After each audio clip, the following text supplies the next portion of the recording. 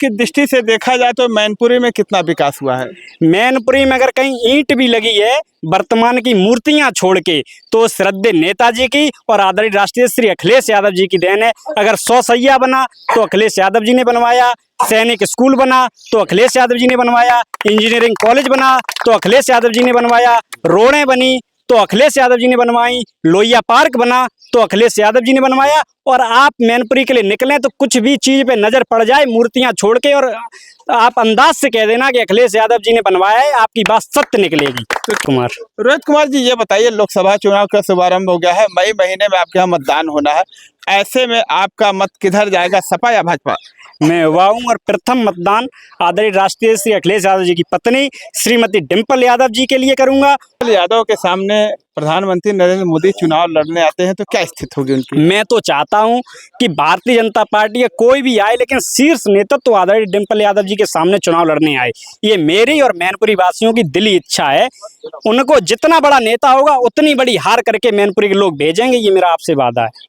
लोकसभा चुनाव 2024 को लेकर के मैनपुरी की जनता क्या कहती है, हम मैनपुरी विधानसभा क्षेत्र के आज अंजनी गांव में पहुंचे और आपको दिखा रहे हैं कि ये गांव की यहाँ पे जनता है।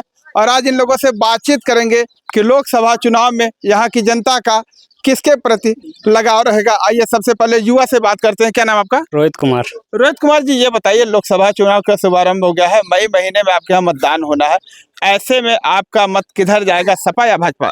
मैं हुआ हूँ और प्रथम मतदान आदरणीय राष्ट्रीय श्री अखिलेश यादव जी की पत्नी श्रीमती डिम्पल यादव जी के लिए करूंगा और श्रद्धेय नेताजी की विरासत बचाने के लिए चुनाव लड़ूंगा। मोदी जी कहते हमने बहुत सारा विकास किया है, तो क्या मोदी के विकास के मुद्दे पे आप लोग वोट नहीं देंगे? स्मार्ट सिटी क्योटो बनाने आए थे, बनारस में पुल गिरा, जिन्हें कितने उन्हें इलाज नहीं दे पाए, ऑक्सीजन सिलेंडर नहीं पहुंचा पाए, कोरोना में बच्चों को और नौजवानों को बचा नहीं पाए, किसानों को खाद बीज और दवाई नहीं उपलब्ध करा पाए, वो क्या स्मार्ट सिटी और क्या विकास करने आएंगे? विकास की दृष्टि से देखा जाए तो मैनपुरी में कितना विकास हुआ है?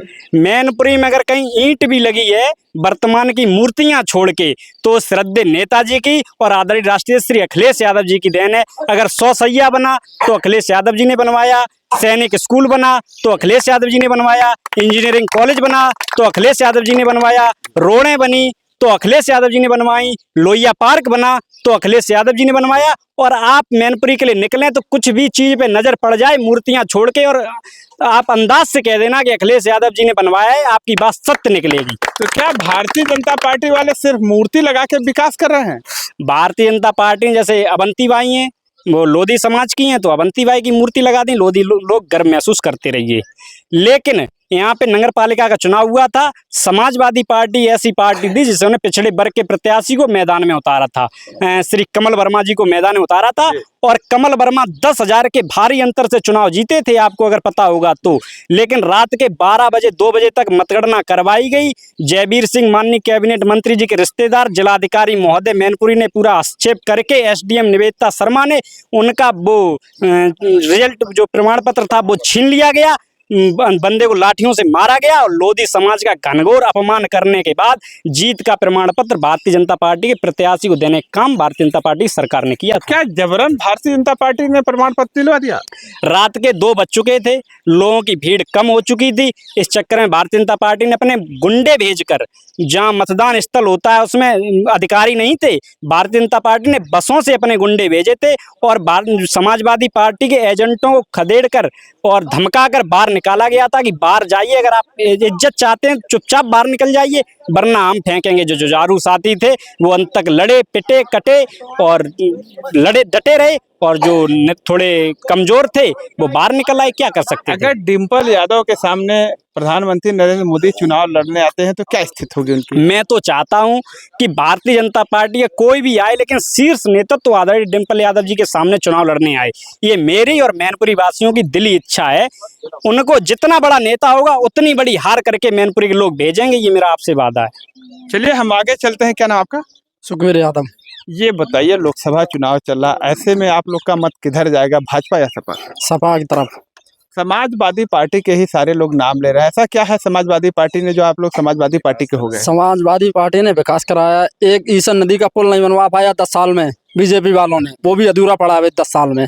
एक बीजेपी वालों ने एक पुल नहीं बनवा पाया, और उसके बाद सारी चीज किसान की सस्ती है, बोरी खाद महंगी हो रही है और बीजेपी कुछ करना चाहती, जो किसानों का ले लेके वही बंटवा रही है, ये क्या जानती है। वो कहते हैं उनका सभी परिवार बात करते, इन दोनों लोगों का परिवार ही नहीं है, बीजेपी वालों का उनका परिवार ही नहीं है, न मोदी का न योगी का, तो वो परिवार बात करेंगे कहाँ से? वो तो रड़ुआ हैं।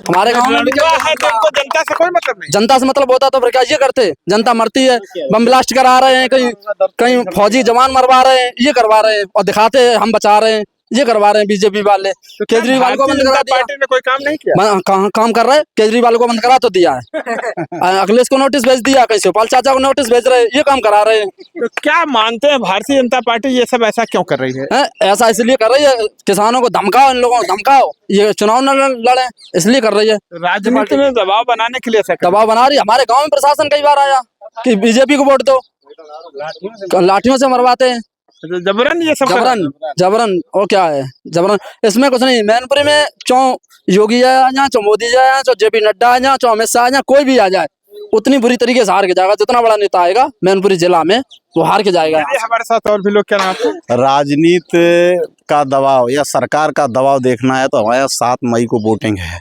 आप हमारी पोलिंग पे आ जाएं, किसी से कुछ न पूछें, केवल कैमरा फोकस रखें, आपको स्पष्ट नजर आएगा जिले के जितने भी आला अधिकारी हैं सारे यहाँ मौजूद होंगे और विशेष विषम परिस्थिति पैदा करेंगे कि भाजपा को जिताया जाए, लेकिन ऐसा होता नहीं है। यहाँ समाजवादी पार्टी का गढ़ है और माननीय श्री मुलायम सिंह यादव जी का घर समझिए आप, ये कर्म भूमि है और वही समाजवादी पार्टी यहाँ से ही जीतेगी। विकास किया है भारतीय जनता पार्टी तमाम वादा करती है कि हम विकास करते हैं, लोगों को रोजगार देते हैं, राशन देते हैं, आवास देते हैं। देखिए, भारतीय जनता पार्टी झूठे और जुमलेबाजी के वायदे हैं। इन्होंने कोई भी युवाओं की बात करते हैं, युवाओं का कोई भी एग्जाम क्लियर नहीं करा पाया। बहुत समय बाद पुलिस की भर्ती आई थी, कई मतलब सालों से जो बच्चे पढ़ रहे थे बाहर, जिनके फादर किसान हैं, मेरा एक भतीजा पढ़ रहा था, और जो किसान हैं वो पैसे वहाँ कैसे देते होंगे, फीस के, कमरे के, खाने के।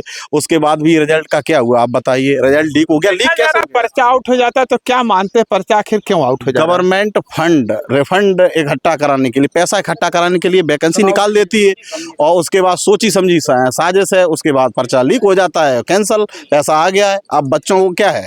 तो ऐसा तो नहीं कि रोजगार न देना पड़े जिसके कारण ऐसा करती है? ऐसा ही करती है, रोजगार ना देना पड़े, युवा थोड़ी आवाज नीचे रखे, दबाए, अपनी आवाज दबा पाता। युवा से बात करते हैं। बताइए, लोकसभा चुनाव आ गया है, ऐसे में आपका मत किधर जाएगा? समाजवादी पार्टी के लिए। भारतीय जनता पार्टी तमाम विकास के दावे करती है और आप युवा हैं तो क्या लगता है?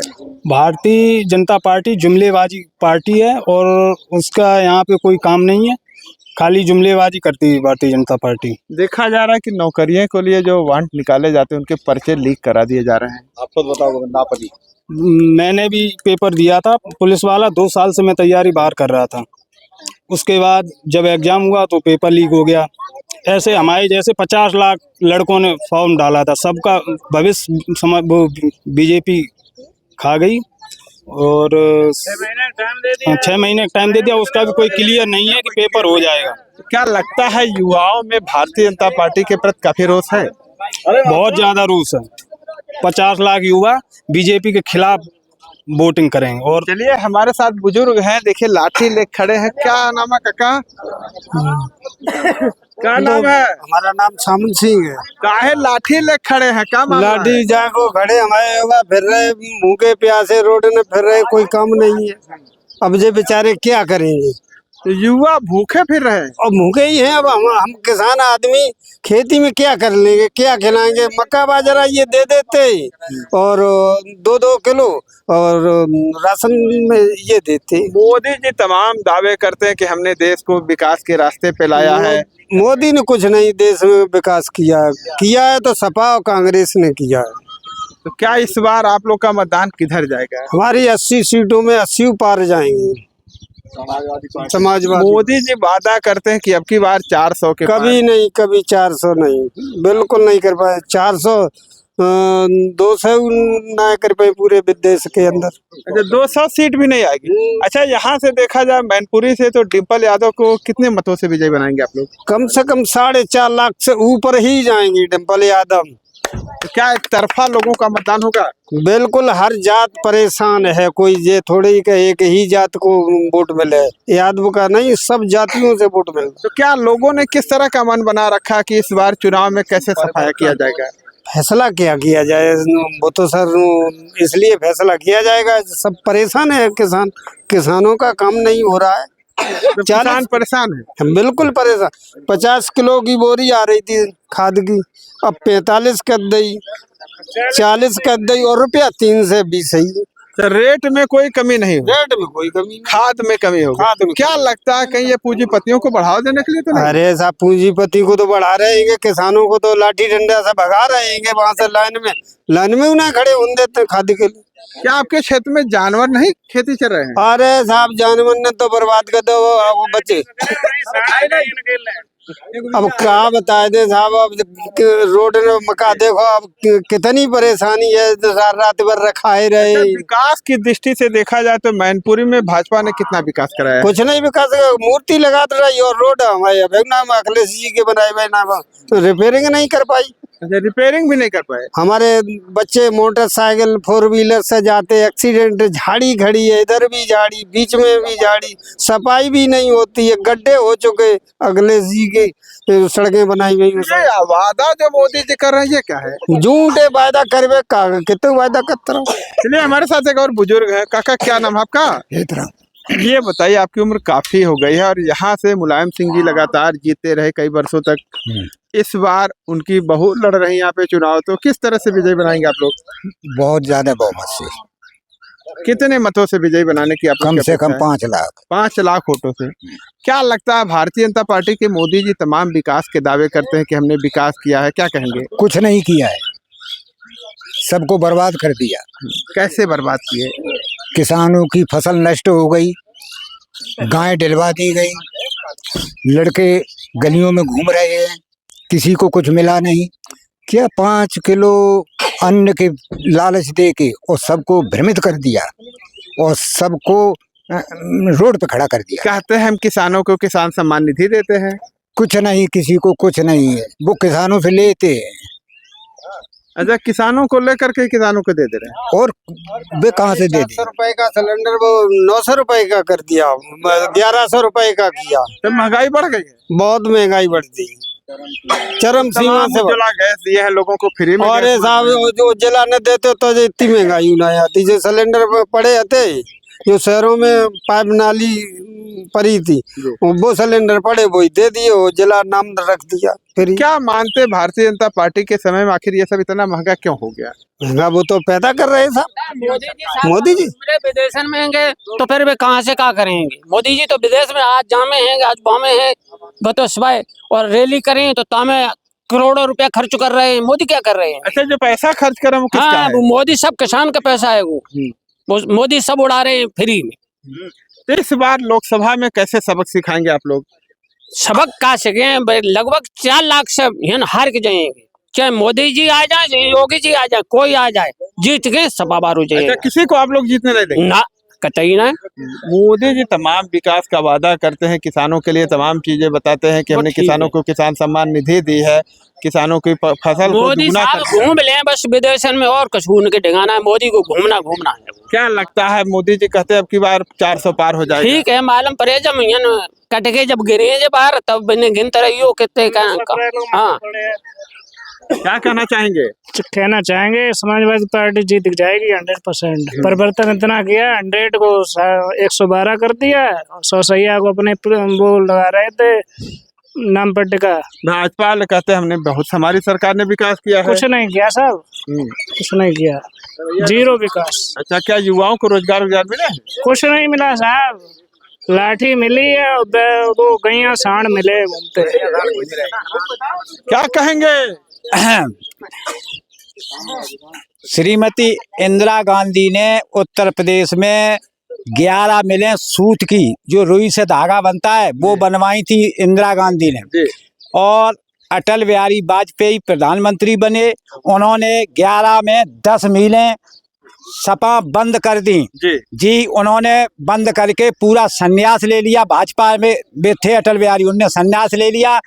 50,000 आदमी यूपी सहकारी कताई मिलों का बेरोजगार घूम रहा, उसमें भी हम हैं। हमने जो सलमान खुर्शीद के बाप खुर्शीद आलम ने जो मिल बनवाई थी कंपिल में, वो भी आज बंद पड़ी हुई है। उसमें कम से कम 3,000 आदमी था, वो भी आज सड़कों पर घूम रहा है। इस सरकार ने अभी तक नहीं सुना, न उनका पैसा दिया है बिल्कुल।